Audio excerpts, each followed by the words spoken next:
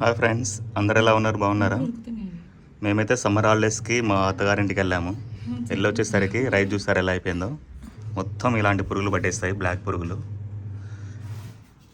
ఆ డబ్బాలు వేసి పెట్టిపోయాం, మొత్తం దాంట్లో అంతా బ్లాక్ పురుగులు పట్టాయి. సో మేము ఏం చేస్తామంటే ఆ డబ్బాలో ఉన్న బియ్యం మొత్తం ఇలా కింద కవర్ పరిచేసి ఈ కవర్లో స్ప్రెడ్ చేసేసాము. ఆల్మోస్ట్ చాలా వరకు వెళ్ళిపోయినాయి బయటికి. చూసారా, ఇది ఇంకా వెళ్తూ ఉన్నాయి, చిన్నవి చాలా వరకు ఉన్నాయి ఇంతవరకు. ఆ చాలా వరకు ఉన్నవన్నీ నేనైతే మొత్తం ఏరేసి ఈ ప్లేట్లో పడేస్తాను. ఎండకు పెట్టేసరికి అన్నీ చాలా వరకు చచ్చిపోయాయి, లేకుంటే మళ్ళీ ఇంట్లోకి వచ్చేస్తున్నాయి ఇవి. మావిడికైతే సమ్మర్ హాలిడేస్ ఏమో కానీ మంచి పని పడింది ఇంట్లో. దాదాపు 1/2 అవర్ నుంచి జరుగుతూనే ఉంది, ఎడుతూనే ఉంది పురుగుల్ని. ఏమైంది?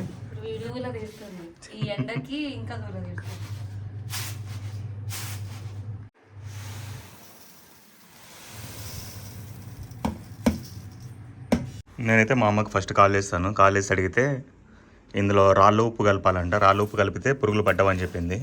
ఇప్పుడు ఆల్రెడీ పట్టేసాయి కాబట్టి తప్పట్లేదు, చెరగాల్సిందే. మావిడైతే ఫుల్ 1/2 అవర్ నుంచి చేస్తూనే ఉంది. పైనేమో ఎండ, కిందనేమో పురుగులు. సరిపోయింది ఈరోజుకి.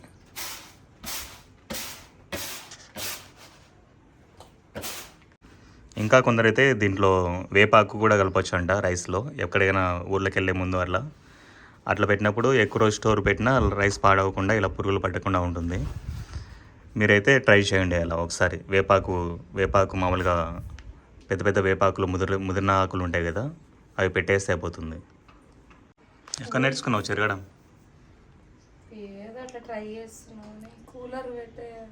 ఎందుకు? సీమలో ఇంకా ఎండలు తగ్గలేదు, సాగుతున్నాయి. వర్షాకాలం స్టార్ట్ అయినా ఇక్కడ మాత్రం ఎండలు భయంకరంగా ఉన్నాయి. చూడండి,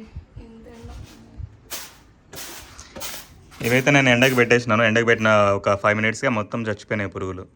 ఇప్పుడు వీటిని జస్ట్ ఇట్లా ఇదిలిస్తే వెళ్ళిపోతాయి మొత్తం.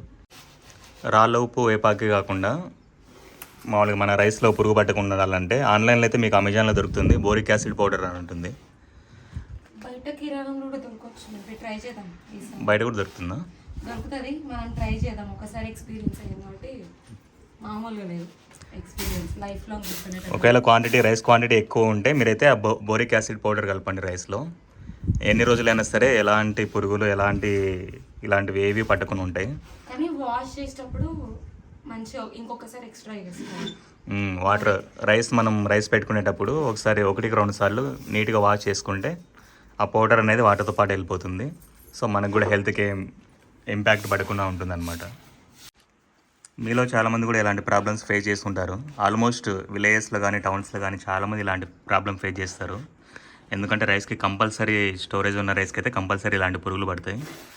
మీకేమైనా టిప్స్ తెలుసుంటే ఇలా పురుగులు పడకుండా మాకు కూడా కామెంట్ చేయండి. మాకు తెలిసిన వరకు అయితే ఒకటి రాళ్ళ ఉప్పు కలపడము, ఇంకొకటి అయితే వేపాకు ఇందులో రైస్లో వేయడము, ఇంకొకటి అయితే బోరిక్ యాసిడ్. సో మీకేమైనా ఇంకా కొత్తగా తెలుస్తుంటే కామెంట్లో చెప్పండి. ఇవైతే ఆల్రెడీ క్లీన్ చేసిన రైస్ చూడండి, మంచిగా అయిపోయినాయి పురుగు లేకుండా. మావిడి కష్టపడుతూనే ఉంది. ఇంకా మావిడి తెలియదు చూడండి, మామూలుగా చరిత్ర పోవడం లేదని కూలర్ ముందు పెట్టి జరుగుతుంది. అట్లా గాలి వస్తుంది, దానికి పాటు ఆ గాలికి పురుగులు కూడా ఎగిరిపోతాయని ట్రై చేస్తుంది. చూద్దాం.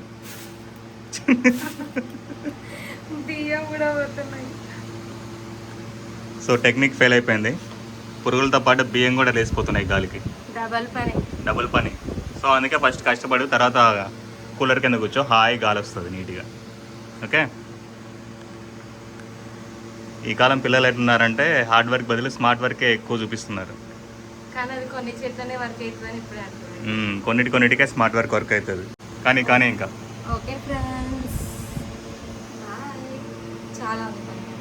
బాయ్.